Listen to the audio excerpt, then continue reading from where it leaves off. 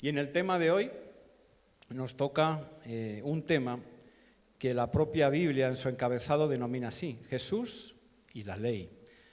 Vamos a leerlo y vamos con la ayuda del Espíritu Santo a profundizar en ello. Te invito a que vayas al libro de Mateo, capítulo 5, los versículos que van del 17 al 20. Siempre lo comentamos, qué oportunidad tan hermosa esta de que compartas tu Biblia con la persona que de repente hoy no la trajo. Comparte tu Biblia con el hermano, la hermana que tienes a tu lado, si hoy no la trajo, porque no hay cosa más hermosa y además así también obedecemos al Señor que compartir su palabra.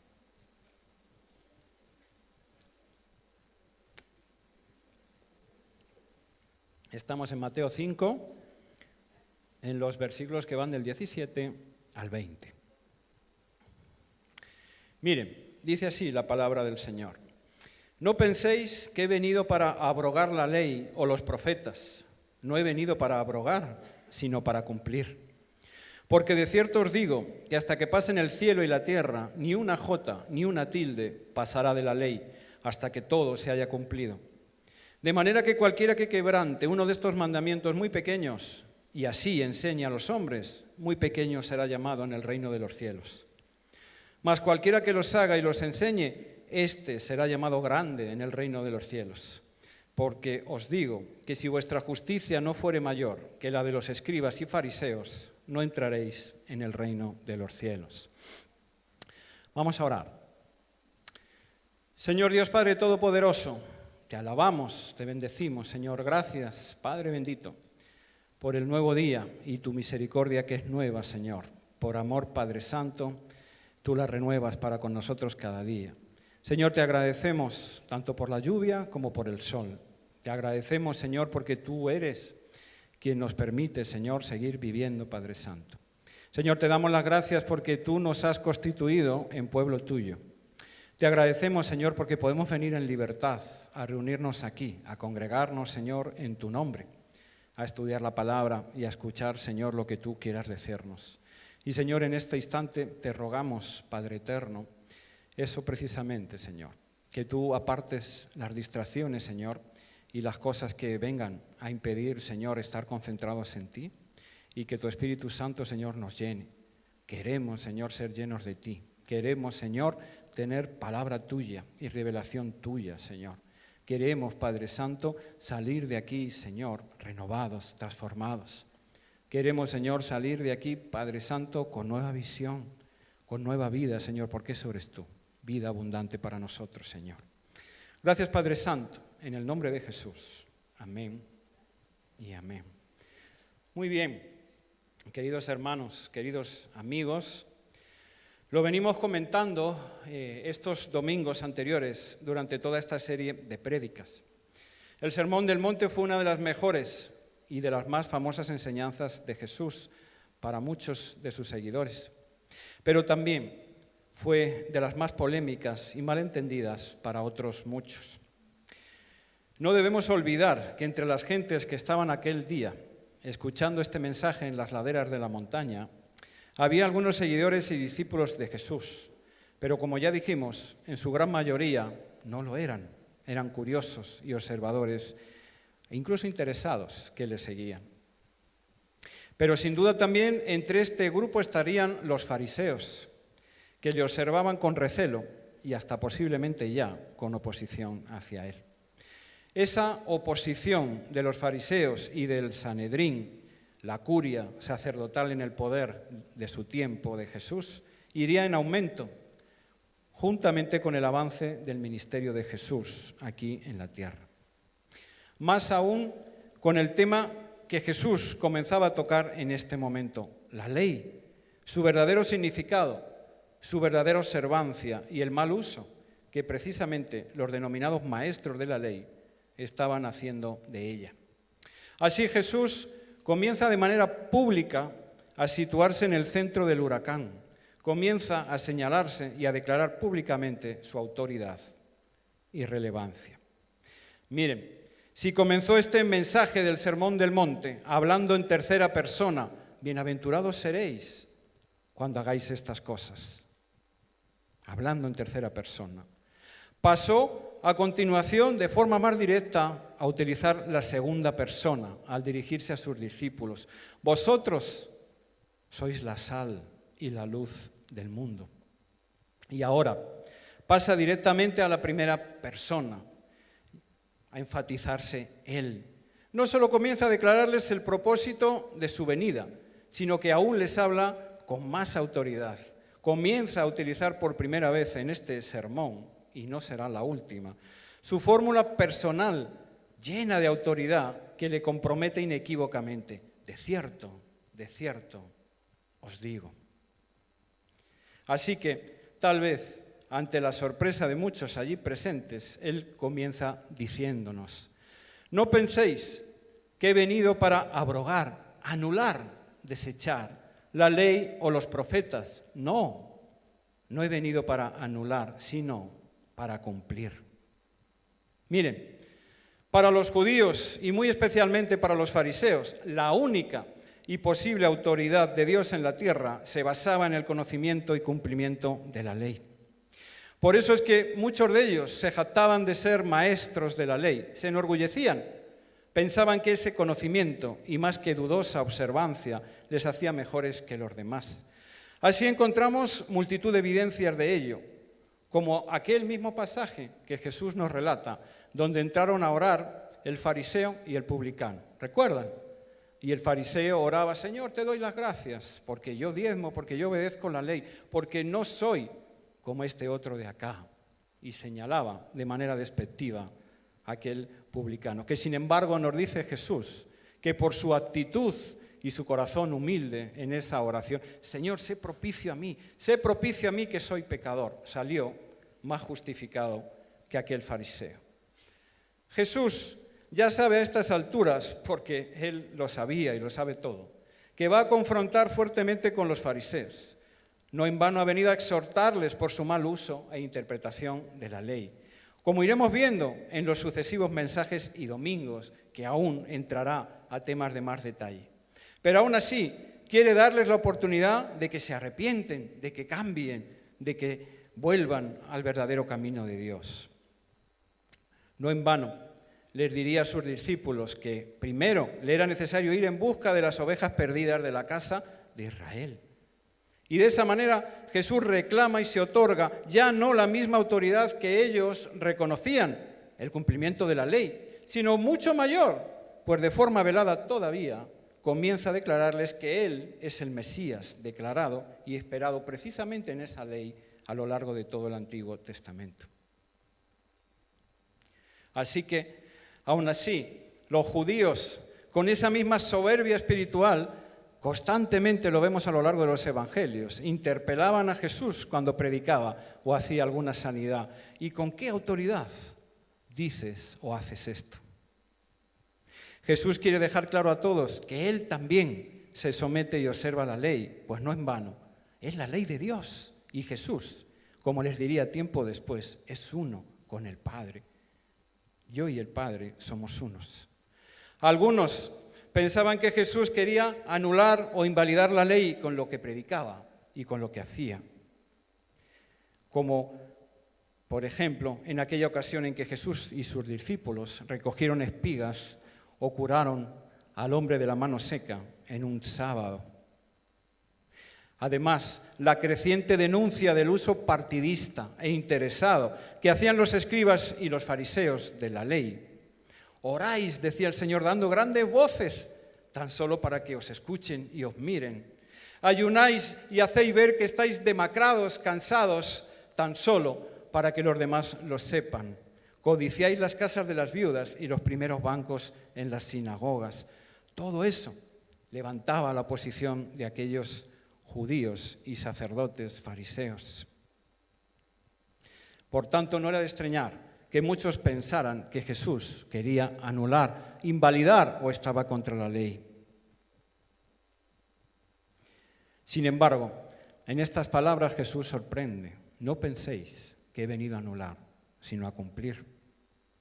A cumplir. Muchos pensarían, ¿pero qué tiene de especial eso? Porque todos los judíos se afanaban en cumplir la ley. Pero miren, y esto es importante, Jesús no está hablando aquí solo de la ley mosaica. Él está hablando de todo el testimonio y enseñanza de los profetas también. Por tanto, viene a incluir todo lo que nosotros conocemos como el Antiguo Testamento. Aunque ellos todavía no lo entienden, porque ellos no tenían como nosotros el privilegio y la bendición de conocer los evangelios y la obra de Jesús al completo. Hermanos, ojalá hiciéramos buen uso de ese privilegio que no todos tuvieron. Ellos tenían solamente parte de la revelación todavía y aún velada. Porque Jesús no solo se refiere a seguir, respetar y cumplir la ley como individuo, sino que en su persona, en su vida y en su testimonio, toda la ley se ha cumplido. Él es la prueba viviente y palpable de la existencia y la importancia de la ley. ¿Por qué? Porque Él es el Mesías, profetizado y anunciado a lo largo de toda esa ley.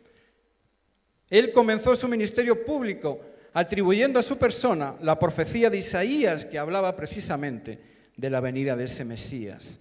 Él les dijo: el Espíritu del Señor está sobre mí, por cuanto me ha ungido para dar buenas nuevas a los pobres. Me ha enviado a sanar a los quebrantados de corazón, a pregonar libertad a los cautivos y vista a los ciegos, a poner en libertad a los oprimidos, a predicar el año agradable del Señor. Y ante la mirada atónita de todos, añadió y culminó: hoy se ha cumplido esta escritura delante de vosotros. Jesús es el cumplimiento de la escritura. Jesús es el cumplimiento de la ley. Todas las doctrinas contenidas y enseñadas en el Antiguo Testamento sobre Dios, el hombre y la salvación, quedaban ratificadas y completadas en la persona y obra de Jesús. No en vano Él dijo: yo soy el camino, la verdad y la vida. Nadie viene al Padre si no es por mí.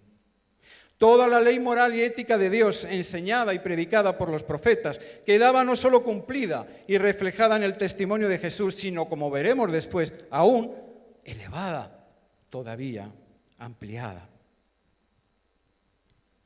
Por lo tanto, toda la ley mosaica, todo el testimonio de los profetas, todo el Antiguo Testamento, quedaba inconcluso, incompleto, sin la persona y obra de Jesucristo. La ley por sí sola no era suficiente para salvar ni para justificar a los hombres delante de Dios. De ahí que el mismo Jesucristo les dijera en otra ocasión también a los fariseos: escudriñad las Escrituras, porque a vosotros os parece que en ellas tenéis la vida eterna, y ellas son las que dan testimonio de mí, y no queréis venir a mí para que tengáis vida. Jesús es la vida eterna. Y las Escrituras lo confirman y conducen a Él, son el complemento. Y esta era la clave. Jesús estaba demandando de todos ellos, de todos nosotros: venid a mí para que tengáis vida. Que nos es necesario seguirle, amarle, ser sus discípulos para que la observancia de la ley de Dios sea completa en nosotros. Eso es lo que predicaba en el Sermón del Monte. Por eso se dirigía especialmente a sus discípulos. Eso es a lo que nos llamó en la Gran Comisión, a hacer discípulos. Y eso es lo que todavía demanda y pide de nosotros. Porque Él hoy sigue diciendo: ven y sígueme. Obediencia, seguimiento, entrega. Que le aceptemos no solo como Salvador, sino también como Señor. Los fariseos habían errado y caído en uno de los extremos, el de la religiosidad. Pensaban y creían que la observancia de la ley de forma severa, tozuda, mecánica y exenta de amor y misericordia les era suficiente para estar bien con Dios, para ser salvos. Este grave error, el de creer que la salvación viene solamente por las obras, la observancia de los ritos y los preceptos de la Iglesia, sigue hoy vigente. Hoy sigue vigente en muchos cristianos. Un buen ejemplo lo teníamos y lo tenemos en el joven rico. ¿Recuerdan? Aquel que se acercó precisamente a Jesús. ¿Qué he de hacer para heredar la vida eterna? Cumple la ley, le dijo el Señor. Pero se estaba refiriendo el Señor a esa ley íntegra. Y aquel hombre que solo conocía la ley de los fariseos le dijo: desde niño lo he hecho. no mato, no hurto, honro a mis padres, aquellos mandamientos con los que le confrontó Jesús. Miren, Jesús no desaprobó lo que venía haciendo ese joven, no lo desaprobó, su cumplimiento de la ley. Pero sí le dijo, una cosa te falta. Lo que hacía estaba bien, pero estaba incompleto. Debía seguir a Jesús para completarlo. Pero en el otro extremo estaban los que defendían que con Jesús ya la ley no era necesaria, que para ser salvos y estar bien con Dios solamente es necesaria su gracia y misericordia, eximiéndolos del cumplimiento y del seguimiento de sus preceptos. Dietrich Bonhoeffer, mártir cristiano, teólogo y pastor, le llamó a esto en un libro precioso, La gracia barata. Y dio lugar esa tendencia a grandes corrientes heréticas que la Iglesia hubo de combatir arduamente. Pero este grave error, el de ser cristianos laxos y poco comprometidos con el seguimiento a Cristo y su Iglesia, no es solo de aquellos tiempos, sigue hoy también vigente en muchos de nosotros. Cuando Jesús retó al joven rico a seguirlo, no le pidió que lo hiciera de cualquier manera, ni a la manera del joven, sino que le puso sus condiciones. Vende todo lo que tienes y dáselo a los pobres. Y entonces, ven y sígueme. El seguimiento de Jesús es el de la puerta estrecha, ¿recuerdan? El del camino angosto. No se hace a nuestra manera, sino a la suya. Demanda obediencia y cumplimiento de su palabra. Así que Jesús no solo no anula la ley, sino que la ratifica, la sella con su propia vida y obra, y aún más, la eleva en importancia y demanda, dándole más vigencia y durabilidad. Por eso es que Él añade inmediatamente después, porque de cierto os digo que hasta que pasen el cielo y la tierra, ni una jota ni una tilde pasará de la ley, hasta que todo se haya cumplido. ¿Saben qué? Nada del plan de Dios para con los hombres, que incluye, por supuesto, a nuestro Señor Jesús, podrá ser alterado ni cambiado, ni tan siquiera en lo más mínimo, en el más pequeño detalle. Porque Jesucristo es el mismo ayer y hoy y por los siglos. Es inmutable y fiel, y por lo tanto su ley y su palabra también lo son. Porque Jesucristo es el alfa y el omega, principio y fin de todas las cosas. Él es el principio de la ley, Él es el divino propósito de la ley. Y cuando llegue el momento, su momento, que solo el Padre sabe y Él mismo, nadie más, no antes, Él será también el final de la ley. Sin embargo, también este fue el grave pecado de los fariseos, que comenzaron a adulterar y a tergiversar, conforme a sus intereses, la ley de Dios. O puede que también este pecado esté vigente hoy entre nosotros. Te dejo con ese pensamiento para retomarlo ahora después. Tal vez también por eso Jesús continúa y da una seria advertencia. De manera que cualquiera que quebrante uno de estos mandamientos muy pequeños, y así enseña a los hombres, muy pequeño será llamado en el reino de los cielos. Mas cualquiera que los haga y los enseñe, este será llamado grande en el reino de los cielos. Miren, como ya se dijo antes, ni una jota ni una tilde pasarán. Así que toda la ley de Dios, todo su testimonio y revelación es igual de importante. Es igual de importante. Una vez más, se debe de ver como un todo. Todos los mandamientos tienen el mismo peso, pues todos han sido ordenados por Dios. Por tanto, cualquiera de ellos, por pequeño que sea o parezca, es importante. ¿Escuchaste? Cualquiera de ellos, por pequeño que parezca o que nos parezca, es igual de importante. Y esto es vital, porque no han sido dejados a criterio de los hombres qué porciones son las más relevantes de la Escritura y cuáles otras no lo son tanto, porque eso, en nuestra pecaminosidad, equivale a pensar cuáles son las que voy a seguir y cuáles no. Nos conduce inevitablemente a la manipulación interesada de las Escrituras. Los fariseos estaban tan obsesionados con esto que tal vez por eso y el afán de intentar hacer incurrir a Jesús en contradicción con su propia palabra y con las Escrituras, le preguntaron en una ocasión, ¿cuál es el mandamiento más importante de toda la ley?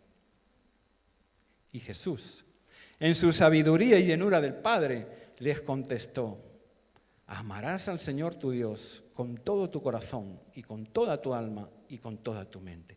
Este es el primero y grande mandamiento. Y no es que Jesús estuviera también haciendo categorías, sino que en su sabiduría, amar a Dios de esa manera, con todas tus fuerzas, con todo lo que eres y con todo lo que tienes, significaba implícitamente abrazar, amar, cumplir y respetar todos sus mandamientos, toda la ley de Dios, sin añadir ni quitar nada, sin darle o quitarle peso a nada. Aquí estaba, una vez más, la necesidad de la observancia y el cumplimiento de la ley de Dios. Pero Jesús continuó y también les dijo, y el segundo es semejante, amarás a tu prójimo como a ti mismo. De estos dos mandamientos depende toda la ley y los profetas. ¿Saben por qué? Porque amar al prójimo como a uno mismo era esencialmente uno de los mensajes más importantes de Jesús. ¿Acaso no era por amor que Él había venido a la tierra a entregarse por nosotros? ¿Acaso no sería en este mismo sermón, más adelante, que Él nos pediría amar y perdonar aún a nuestros enemigos? Aquí estaba, una vez más, la necesidad de amar y seguir a Jesucristo, su persona y sus enseñanzas. Una vez más, la ley y Jesús se daban la mano. Jesús complementaba y le daba su verdadero valor a la ley. Sin embargo, los fariseos en tan alto lugar habían colocado la ley que se habían dedicado a descomponerla y a llenarla de añadidos, excepciones y condicionantes. Para que la obediencia pudiera alcanzarse más fácilmente, los escribas y fariseos restringían los mandamientos y ampliaban las concesiones de la ley.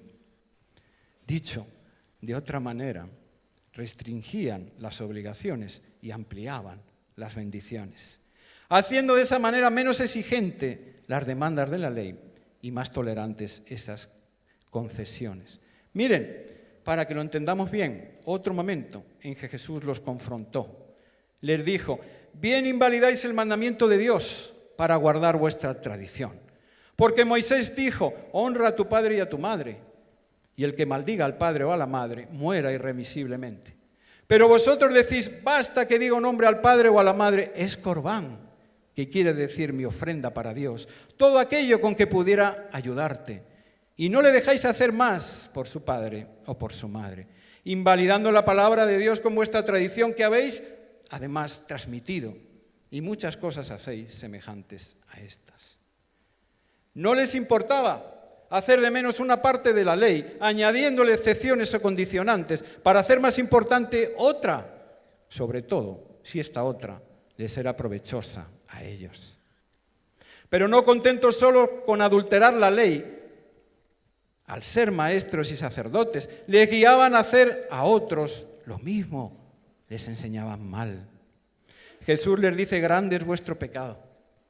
No solo invalidar la ley de Dios con vuestras tradiciones humanas, sino que además las transmitís a muchos otros, siendo piedra de tropiezo para ellos. Y muchas cosas parecidas a estas hacéis. Jesús nos dice en el texto de hoy, el que sí hace, rompiendo uno de estos mandamientos, por pequeña que sea su falta o por pequeño que él lo considere, y además así enseñe también a los demás, será considerado en muy poco en el reino de los cielos. Por contra, el que los cumpla y los enseñe bien será grandemente bendecido. Ahora bien, retomo la pregunta que dejé en el aire. ¿Eso solo lo hacían ellos? Porque este grave error no solamente lo cometen los fariseos, sino que perdura en el tiempo y en las generaciones. Y lamentablemente llega también hasta nosotros. ¿Saben qué? Ya muchos lo saben porque me conocen. Yo me crié en un colegio católico. Tengo mucho respeto por los católicos y pretendo decir lo que voy a decir con mucho respeto. Allí crecí por 10 años en ese colegio. Ahí me enseñaron que había pecado mortal y pecado venial. Ahí aprendí que había cosas que eran más importantes y que ofendían mucho más a Dios y otras que no lo eran tanto. Esa forma de pensar. Rebajaba sensiblemente la santidad de la persona, llevándola poco a poco a conformarse con llevar una vida moralmente y éticamente aceptada por la sociedad. ¿Recuerdan al joven rico? El hombre estaba bien con Dios siempre y cuando no le ofenda demasiado o severamente. Se pueden transgredir algunas normas siempre y cuando éstas sean de las pequeñas. Pero ¿acaso este gran error es solamente achacable a ellos, fariseos y algunas otras confesiones de fe, o también a nosotros, los cristianos evangélicos, que también caemos en ese mismo error? ¿Qué piensan? Que cada uno examine su corazón. Yo creo que también nosotros, y me pongo el primero, caemos en lo mismo. Nos ponemos por encima de Dios, definiendo en su palabra aquello que según nuestros propios criterios, muchas veces, la mayoría, según nuestra propia conveniencia, es necesario obedecer, y aquello otro que no es tan importante obedecer. Igual que los fariseos, nos llenamos de excusas, pretextos, justificaciones, para tapar que le hemos fallado a Dios. En realidad, para intentar aplacar nuestra conciencia. Pero Jesús dice ante esto que para Él no hay pecado grande o pecado pequeño, porque todos ellos son desobediencia a Dios y por lo tanto afectan a nuestra comunión con Él y nos alejan de su presencia. Jesús dijo en una ocasión, refiriéndose al servicio a Dios, pero también es aplicable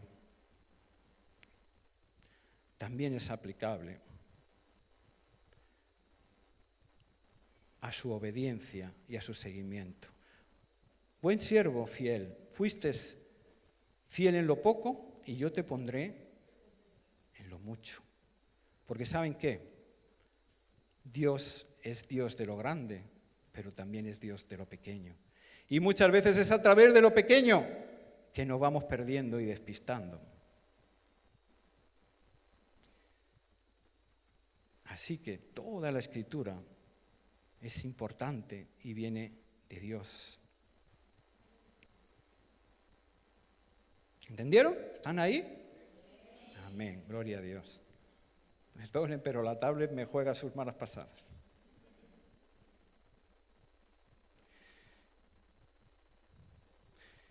Y eso es lo que nos está diciendo Él aquí. El que me sea fiel a mí y a la ley de Dios, aún en las cosas pequeñas, entrará en mi gozo y será llamado grande en el reino de Dios. Sin embargo, muchos quieren aplicar su propia justicia, haciendo su propia ley, no a imagen y semejanza de Dios, sino a imagen y semejanza a la medida de cada uno de ellos. En lugar de buscar primeramente el reino de Dios y su justicia, buscan su propia justicia para llegar al reino de Dios. Y es ahí donde Jesús nos dice: os digo que si vuestra justicia no fuera mayor que la de los escribas y fariseos, no entraréis en el reino de los cielos. Jesús pasa ahora de la advertencia anterior a una más que seria conclusión. Nadie que no tenga una justicia mayor, más equitativa, más justa que la de los fariseos y escribas, entrará en el reino de los cielos. Y miren que aún en medio de todos sus errores, los fariseos eran expertos en cumplir la ley, se la conocían de memoria, se afanaban en hacerla a rajatabla. El fariseo quería no solo observarla, sino también enseñarla.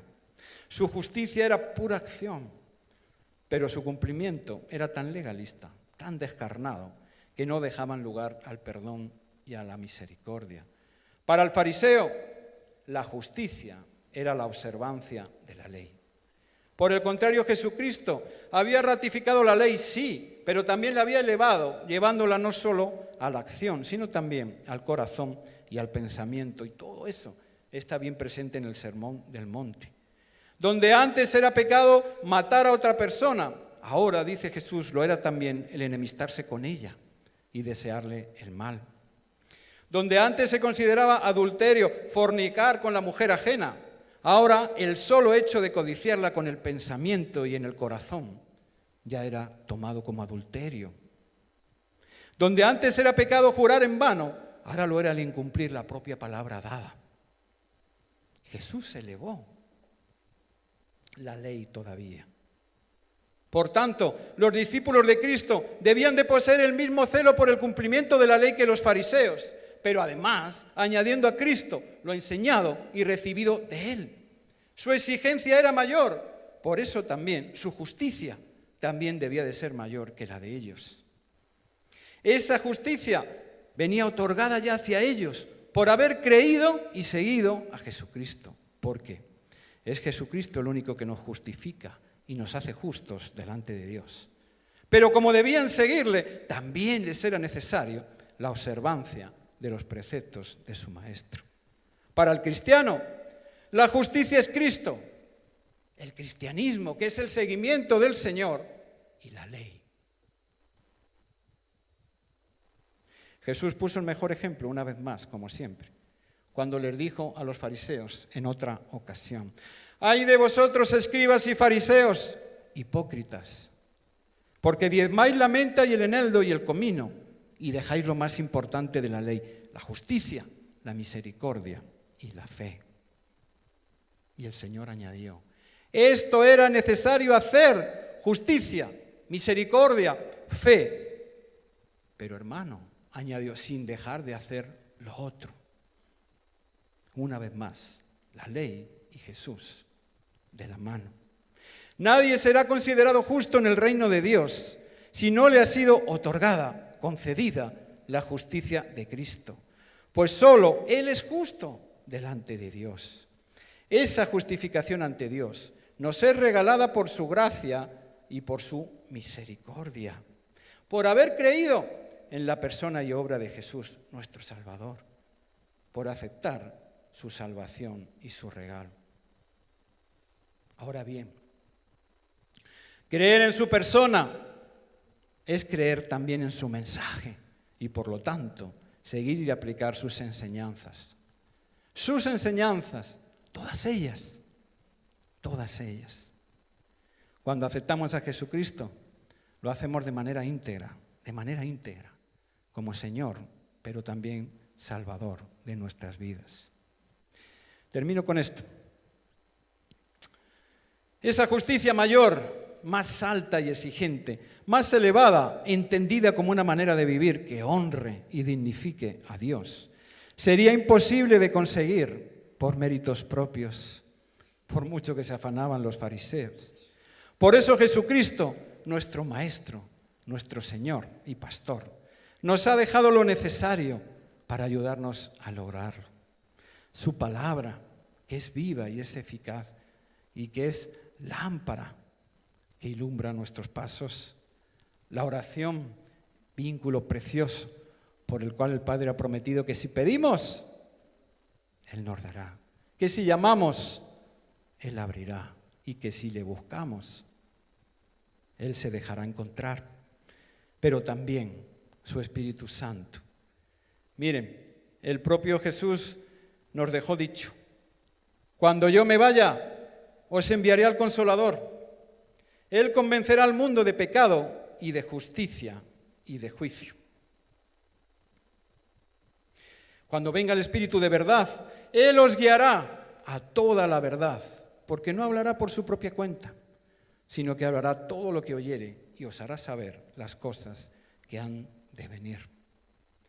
John Stott, uno de mis teólogos preferidos, escribió: no tenemos que imaginar, como algunos lo hacen hoy, que cuando tenemos el Espíritu podemos prescindir de la ley, porque lo que el Espíritu hace en nosotros es, precisamente, escribir la ley de Dios.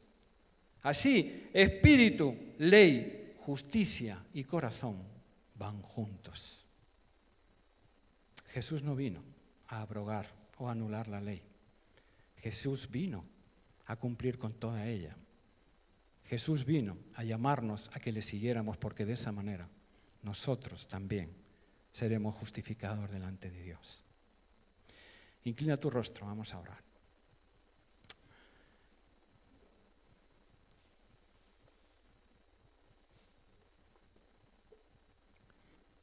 Amado Señor, Bendito seas.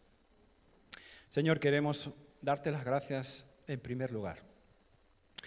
Porque, Señor, lo que es imposible para el hombre es posible para ti. Señor, porque nos afanábamos y nos torturábamos incluso. Señor, tratando de estar bien contigo, tratando de alcanzar esa justificación por medio, Señor, de nuestras propias fuerzas, en nuestras propias acciones. Y sin embargo, Señor, no podíamos. Eres tú quien ha hecho todo eso por nosotros, Señor. Eres tú quien ha sido el sacrificio perfecto y santo para Dios. Gracias, Señor, por haber ocupado nuestro lugar ahí. Gracias, Señor, por haber hecho lo que nosotros no podíamos. Señor, gracias porque esa santidad conseguida por ti, Señor, tú nos la has dado por tu gracia y por tu misericordia. Señor, gracias porque eres tú quien nos viste con esas ropas blancas que nosotros nunca hemos alcanzado ni merecemos, Señor. Señor, gracias, Padre Santo, porque eres tú, amado Señor Jesús, quien nos ha justificado delante del Padre. Gracias, Señor, porque en tu ley queremos deleitarnos de noche y de día, Señor. Gracias, Padre Santo, porque, Señor, como tú has prometido, no nos has dejado solos, sino que tú estás aquí en medio de tu pueblo, sino que tú habitas en cada uno de nosotros a través de tu Espíritu Santo. Señor, gracias porque eres tú quien pone el querer como el hacer. Señor, gracias, Padre Santo, porque aunque a veces, Señor, nuestra conciencia pecaminosa nos quiere llevar a hacer lo que queremos nosotros o lo que quiere el mundo, es tu Espíritu el que está luchando, Señor, para que volvamos a tu ley y volvamos a tus caminos. Señor, hoy queremos pedirte perdón por tantas veces, Señor, que hemos sucumbido a la tentación y hemos dado a luz al pecado y nos hemos apartado de ti, Señor. Padre, hoy queremos pedirte perdón porque es verdad. Tantas veces, Señor, hemos tergiversado también y manipulado tu mensaje para adaptarlo, Señor, a nuestra forma de vivir o para dar rienda suelta, Señor, a nuestras conductas equivocadas, Señor. Perdónanos. Señor, perdónanos porque no venimos a la iglesia solo por venir, Señor.